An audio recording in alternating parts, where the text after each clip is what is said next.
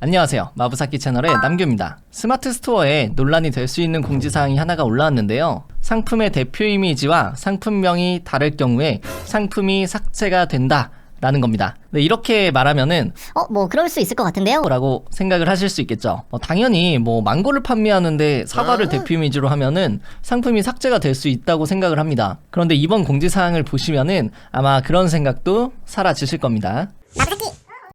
지금 예시를 같이 한번 보시면은 이런 상품은 이제 삭제를 당한다고 합니다.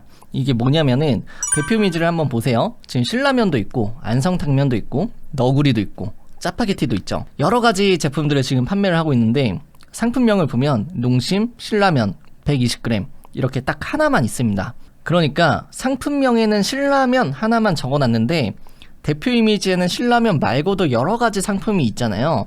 이게 문제가 될 수 있다고 합니다. 그래서 이런 상품들은 이제부터 삭제를 하겠다라고 스마트 스토어에서 공지를 했어요. 즉 우리가 여기서 지금 깨달아야 되는 거는 대표 이미지와 상품명이 불일치하면 삭제가 되는구나, 그쵸?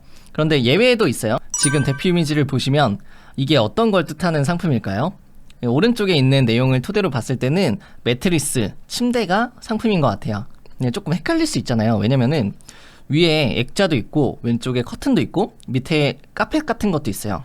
그러니까 조금 헷갈릴 수는 있는데 근데 오른쪽에 보면은 어쨌든 매트리스라고 언급을 했고 또 상품의 속성도 매트리스라고 언급을 해놨고 이미지도 약간 DP하는 정도는 괜찮다 이렇게 지금 예외사항으로 예시를 보여주고 있어요. 그런데 약간 논란이 될 수 있는 거는 이 이미지를 쓰더라도 여기 안에 들어가는 액자를 같이 판매해서는 안 됩니다. 왜냐면 오른쪽에 지금 카테고리 보시면 가구 인테리어, 침실 가구, 침대, 싱글 침대 이걸로 되어 있잖아요. 싱글 침대로 되어 있는데도 불구하고 액자를 키워드에다가 입력을 해버리면은 이 카테고리랑 벗어나기 때문에 이것도 상품 불일치로 삭제가 될 수가 있습니다. 네이버가 이렇게 DP하는 것까지는 허용을 아직은 해주고 있어요. 근데 여기에 단서를 조금 달기는 했어요. 본품을 설명하기 위해서 소품이 포함되는 것은 허용이 되는데 이러한 경우에도 본품이 어떤 것인지 혼동되지 않도록 해야 된다라고 좀 단서를 달아놨기 때문에 여기랑 벗어나는 것들, 그러니까 본품이 뭔지 헷갈리게끔 만들면은 이것도 신고를 당할 수가 있습니다.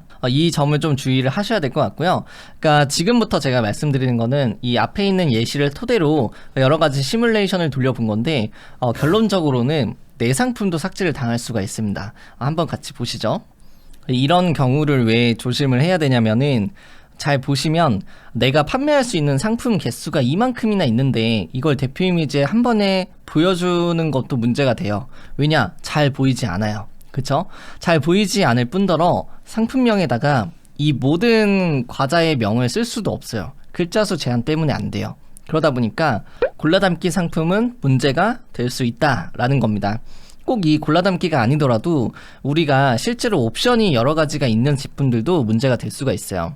예를 들어서 저도 예전에 돼지고기를 판매한 적이 있는데 돼지고기 판매할 때 사실 거의 모든 부위들을 다 한 번에 올리려고 해요. 왜냐면은 들어왔을 때 옵션에 실제로 그게 있기 때문에 SEO적인 측면에서 검색했을 때 노출이 돼야 되기 때문에 보통 상품명에다가 여러 가지 키워드를 입력을 하는 게 추세였어요. 지금 예시를 보시면은 첫 번째 상품하고 두 번째 상품 잘 보시면은 상품명에 키워드 들어간 게 많이 다르죠. 첫 번째 거 보시면은 목살, 갈비살, 항정살, 돈마호크 여러 가지 제품들을 다 적어놨어요.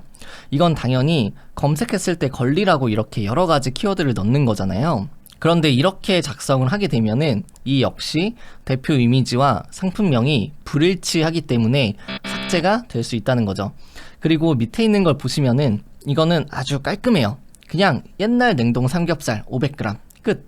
대표 이미지도 딱 냉동 삼겹살 같이 생긴 거가 하나가 있어요. 이러다 보니까 이 제품 두 가지 중에서 분명히 나중에 사람들이 신고를 해서 네이버가 처리를 할 텐데 그러면은 첫 번째 상품 같은 경우에는 문제가 될 수가 있다는 겁니다. 그리고 두 번째 같은 제품들만 이제 살아남게 될 수 있는 거예요. 그래서 결론적으로는 우리가 옵션이 많은 제품들 같은 경우에 특히 식품 같은 거 하시는 분들은 이제 첫 번째처럼 쓰시는 게 어떻게 보면 약간 국룰이잖아요. 여러 가지 소형 키워드들을 잡아서 그 중에서 노출을 시키는 거 위주로 전략을 짜셨을 텐데 이게 옵션이 많다고 해서 이걸 전부 다 상품명에 적상하고 이걸 대표 이미지에다가 빼려다가 괜히 신고당해서 삭제가 될 수도 있습니다. 그래서 이런 고기나 식품 같은 경우에 조금 애매한 부분이 아직은 있는 것 같은데 이걸 정말로 네이버가 삭제를 할지 아니면 어떤 또 다른 별도의 조치를 할지는 좀 더 지켜봐야 될 것 같아요. 그러면 우리가 어떻게 대처해야 되는가? 이것도 짧게 제 생각을 한번 말씀을 드릴게요. 사실은 아까 전에 보셨던 그 돼지고기처럼 키워드 여러 개를 쓰는 것은 지양하라고 네이버가 그동안 이야기는 했었습니다. 근데 실제로 이걸 페널티를 줘가면서 제재를 한 적이 없었기 때문에 그냥 사람들끼리 아름아름 약간 스킬적인 부분으로 그냥 쓴 감이 있어요.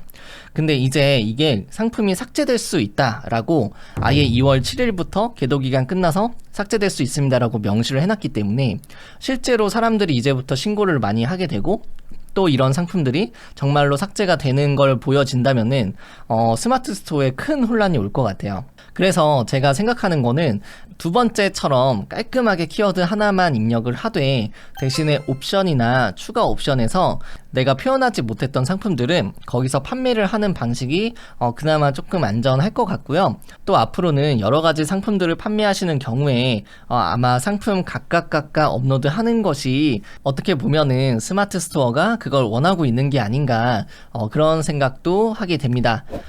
일단은 오늘 제가 준비한 영상은 여기까지고요. 이러한 정보를 바탕으로 내 상품도 한 번씩 점검을 해보는 시간이 됐으면 좋겠습니다.